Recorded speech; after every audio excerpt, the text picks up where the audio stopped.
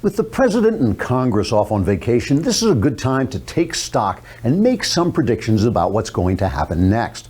Of course, no one knows the future, and so predictions are always meaningless and usually incorrect.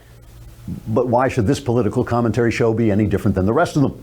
The big question facing us immediately is whether the new chief of staff, former General John Kelly, will be able to bring order to the White House. I believe Kelly will solve the problem of Oval Office chaos by taking some very simple steps, like instituting a strict appointment schedule, keeping the office door closed during meetings, and shooting the President of the United States with a tranquilizer dart. After the president loses consciousness, Kelly will chain his enormous body inside a crate and ship him to Manhattan, where he'll be put on display as Trump, the eighth wonder of the world. Trump, however, will recover from the tranquilizers, burst from his chains, and climb to the top of the Empire State Building, clutching a beautiful young woman by the crotch.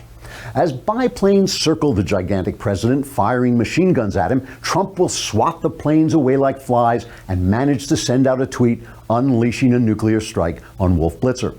Meanwhile, back in D.C., special counsel Robert Mueller and his crack staff of Democrat donors will come up with the bright idea of trying to unseat a duly elected president by indicting his compatriots for the sort of trivial malfeasance that Hillary Clinton usually pulls off between felonies. Paranoid talk show host Alex Jones will declare that this is a coup by the deep state. The deep state will respond by declaring that Jones doesn't have a government license to express his opinion and will therefore have to pay a fine of $5,000 a day until he obtains a license by leaving a paper bag full of cash in the men's room of the Starbucks nearest FBI headquarters. Furious at the deep state coup, Trump voters will rise up to protect the president, whereupon Democrats will suddenly realize Trump voters own most of the guns in the country, and that maybe trying to unseat their president for no reason wasn't such a brainy idea. Panicked by the rebellion, the Democrats will call the military and will receive a recorded message saying that the military isn't in right now because it's out protecting the president from the deep state.